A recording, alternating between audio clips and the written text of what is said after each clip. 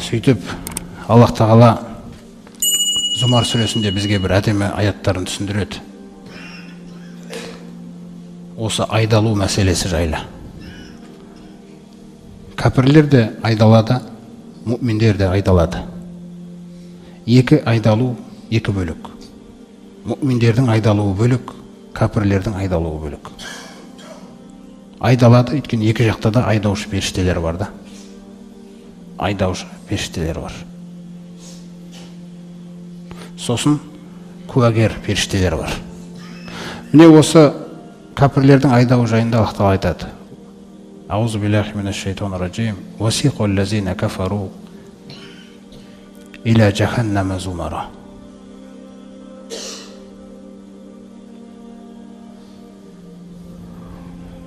Сол күні кәпірлер қабірлерінен тұрған бетте жаханнамға қарай айдалады. Сол айдап әкелгеннен хатта иза жауха, жаханнамға қарай келген кездерінде футихат абуабуха. Өте қорқынышты сәттер, құрметті бауырлар. Адам ол күні қандай бір қателік күнә жасап нетсе де үміттеніп тұрады да, мысалы, үміт мүмкін кешіріледі деп. Кәпірлер де қатты үміттенеді ол күні. Мүмкін кешіреді Раббымыз. Аллах Тағала өте мейірімді, өте кешірімді, рахымды. Ана айдалып әкеле жатқан кезінде жаханнамға қарай дейді. Ойлаңызшы. Сосын ана жаханнам деген нәрседе аналар айдалып келе жатқанын көрген кезде есіктер ашыла қалады екен. Анау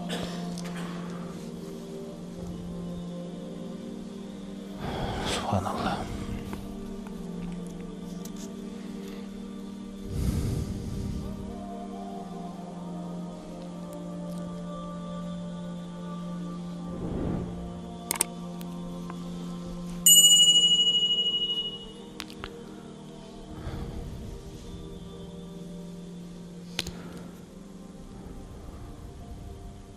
Сол есіктері ашылғаннан кейін футихат абуабуха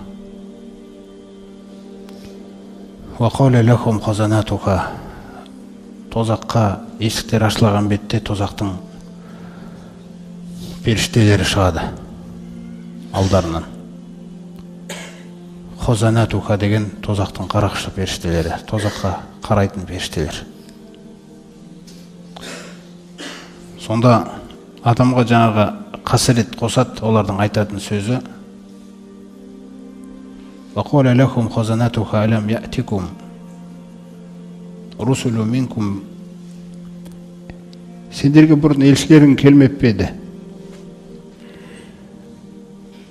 Елшілер өз іштеріңнен келмеп пе еді?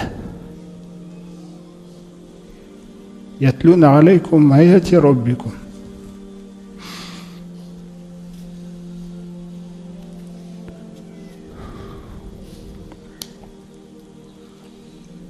өз іштеріңнен елшілерің келмеп пе еді? Раббыларыңның аяттарын оқымап пе еді сендерге?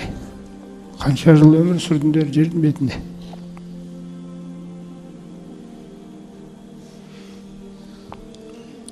وَيُنْزِرُونَكُمْ لِقَاءَ يَوْمِكُمْ هَذَا, сендерге ескертіп кетпеді, Алланың алдына келесіңдер деп.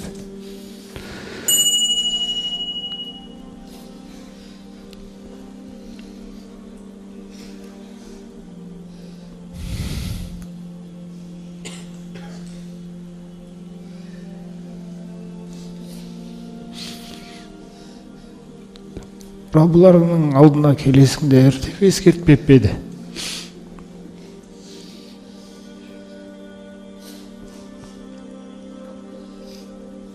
Қолу бәлә, ескерткен еді деген. Сонда жеңілген дауыстар шығады. Жеңілген, мойындаған. Басқа бір аяттарда Алла Тағала айтқандай, Роббана абсорда, Раббымыз көзіміз жетіп тұр қазір. қазір естіп тұрмыз біз. Тозақтың даусын да естіп тұрмыз. Фаржиғына Раббымыз қайтаршы бізді. Мағмел салиқаламал істеп келейікші. Намуқинун біз қазір көзіміз нақты көріп тұр. Раббымыз бізді қайтаршы.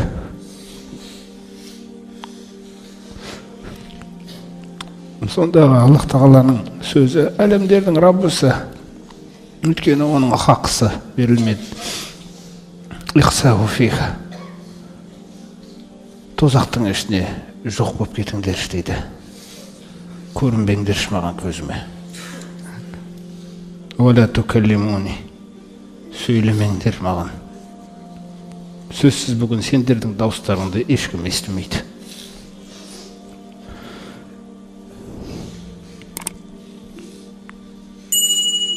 Бұл Алла Тағаланың дініне қарсы жұмыс істеген адамдар, пайғамбарды жылатқандар, пайғамбардың үстіне жуынды төккендер, исламды өздері ұстамаса да біреулерге ұстауға маза бермегендер, түгел ақиқатты өтірікке шығарғандар, Алла Тағаланың әлемдердің Раббысын мойындамағандар, Алланың жерінде өз бетінше жүргендер, Алла Тағалаға маңдайын сәждеге қоймағандар, пысқырмағандар ақиқатты. Міне осындай нәрсе жасалғаннан кейін Алла Тағала айтады екен оларға: Фанаситум, сендер ұмыттыңдар кезінде жердің бетінде менің аяттарымды, менің қадірімді, менің құранымды. Ва инна насинакум, біз де бүгін сендерді ұмытамыз дейді екен. Міне осындай мәңгілікке қарай баратқан күйіміз бар, құрметті бауырлар. Осындай қорқыныштан кейін ақыреттегі күтіп тұрған Аллах Тағала мұъминдердің жүрегіндегі иманына қуат беру үшін келесі аятында айтады: Уасиқаллазина тақау раббахум илал жаннати зумара. Раббыларынан осы өмірде абайлап тақуа болғандарды, Раббылары оларды жәннатқа қарай айдап әкеледі дейді. Жәннатқа қарай айдап әкеледі. Мұсылманның өмір бақи армандаған жәннат алдында кездеседі. Оның бүкіл ісінде, әрбір садақасында, намазында іздеген нәрсесі ол. Сол жәннатқа тезірек кірсін деп айдап әкеледі. Сондағы періштелері сондай мейірімді. Вақауля лахум хазанату, қана есіктердің бәрі ашылады да періштелері саламун алейкум деген сөзбен қарсы алады екен. Сәлем сендерге, Алланың сәлемі сендерге. Енді ешқандай қорқыныш жоқ сендерге. Тыптум, шамаларын келгенше жақсылап атқарып беріңдер мұсылманшылықты. Алланың дінін, намазын шамаларын келгенше істедіңдер. Жақсы болдыңдар.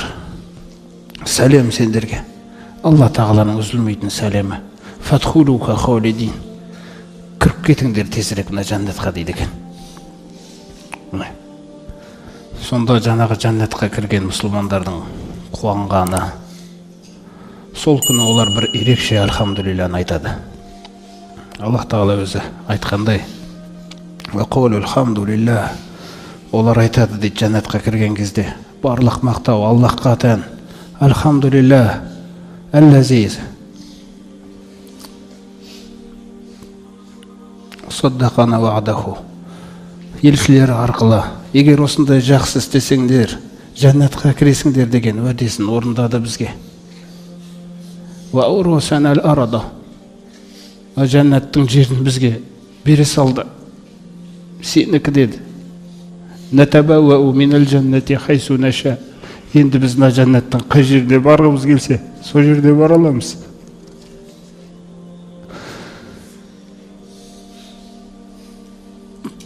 Аллах Тағала айтады: Фаниъма ажрул амилин. имандарына амал негіздегендердің, имандарына амал жасағандардың сауабы неткен жақсы еді дейді екен Алла Тағала. Сол кезде пайғамбарымыз саллаллаху алейхи айтқандай: "Ва иза адхалаллаху ахлал джаннати аль-джанна", Аллах Тағала жәннаттықтарды жәннатқа кіргізгенде, "Ва адхалан ахлан нари ан-нара", тозақтықтарды тозаққа кіргізген кезде, "Утия бил маути", жәннаттықтар жәннатта, тозақтықтар тозақта болған кезде, екеуінің арасына бір ірге қойылады екен, екі жаққа да көрінетін. Сөйтіп өлімді алып келеді дейді Алла Тағала. Жаңа біз өлім туралы сөйледік қой. Өлім деген айттық қой, біз танымайтын жақтары да бар әлі деп. Аллах Тағала өлімді алып келеді. Ол өлім Алла Тағаланың жаратқан нәрсесі. Сол өлімді Аллах Тағала кәпішан, қошқардың бейнесінде алып келеді дейді. Фаюдағу аля сури байна ахлил джаннати ва ахлин нари, жаңағы тозақтықтар мен жәннаттықтардың арасын бөгелеп тұрған іргенің үстіне әкеп қойылады дейді бүйтіп.